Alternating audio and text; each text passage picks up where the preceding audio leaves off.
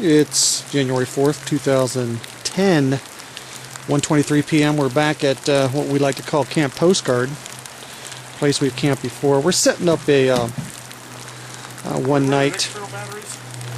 We're setting up a one-night ambush here in this area we've been a few times before. Setting up lights and cameras now. Beautiful day. Beautiful day. Raining like crazy. Ice around the vehicle area, right along the river. So we'll get all set up, get the camera situated, get the motion sensor set up, and hopefully we'll get a visit tonight from old Stinky. Alright, back later.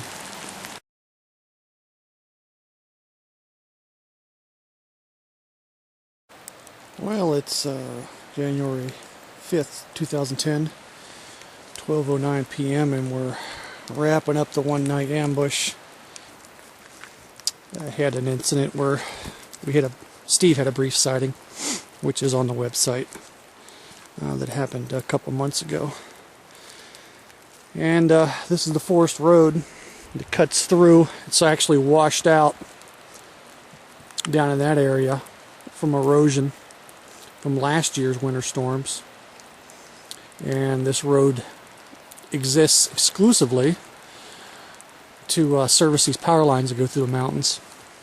And it's a pretty popular shooting and camping area, much to my dismay. There's a lot of pink monkeys that come out here to shoot and hang out and to camp. But it's proven to be a bit fruitful in our research. It's a beautiful area to, set up for the salmon runs every fall.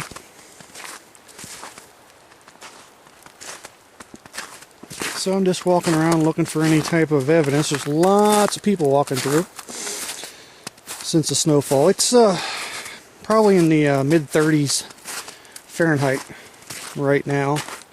Slushy. Rained all night. Not conducive to fun setting up of equipment. I heard a snap in the woods. Probably nothing. But you're not going to get anything on film unless you're prepared to film all the time, which is pretty much proven when Steve and I were out during the salmon run setting up for a 4-day outing, and he had a brief split-second sighting of what appeared to be a Bigfoot creature running through the woods in this area.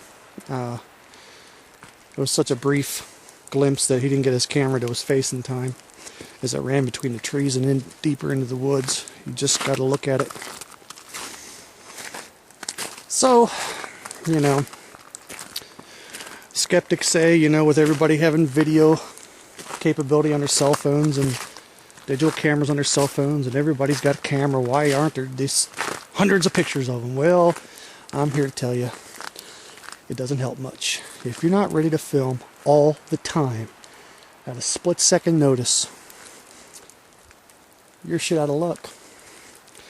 It's not going to stand out here in the middle of the road and pose for you. It's not going to stand there while you film them. You're lucky enough to come up on them and you're downwind and you're quiet enough. You might get more than a split-second sighting. You may have enough time to film it.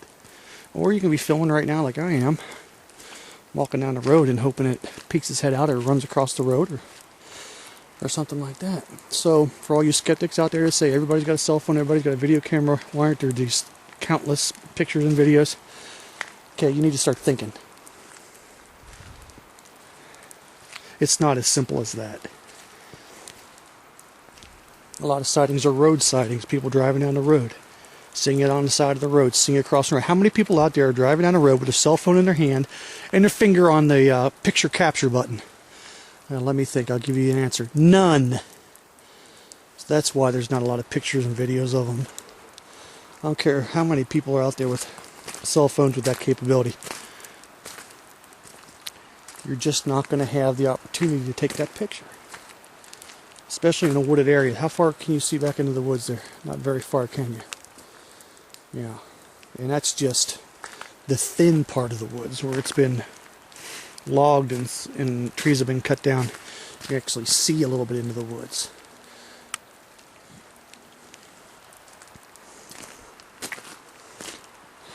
So I just get a little bit angry when the skeptics say there should be more pictures and videos. Well, those are people who are sitting at home behind their computers and in their 2-bedroom apartment in Phoenix, Arizona, who never get out in the woods, are trying to use some kind of logic to justify why it doesn't exist, because there should be more pictures and video. Come out into the woods sometime. Get out here and do research. You'll see how difficult it is. You can look down a valley and see thousands of acres of basically pristine forest. You can literally hide the entire United States Army in there, and they wouldn't be seen by helicopter or by vehicle along the road because it's just so dense. Even now in the year 2010, there's so much forest area in wooded areas and mountainous areas where people just aren't there.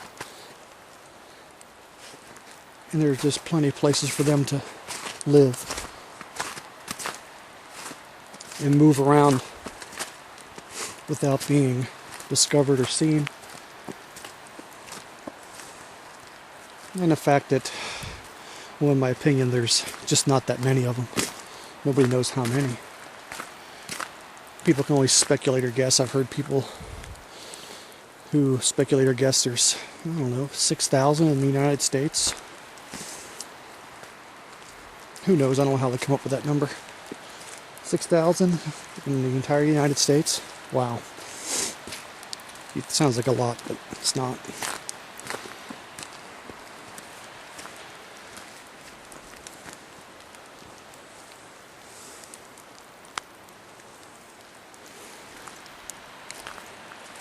Last year's winter was pretty harsh. A lot of tree fall. A lot of roads were inaccessible this time of year. Because I was out here this time last year. Right around this time last year. And you couldn't get back in most of these roads because the winter was so harsh. I think we're going to have a mild winter, which is good for research. Gives us an opportunity to get back farther. Even in a four-wheeled vehicle, in Steve's 77 Jeep Cherokee, four-wheel drive, we were unable to get down a lot of roads. It just... The tree fall alone did just like pixie sticks down the road. It was impossible to get down. Alright, that's all for now. We're getting ready to get out of here.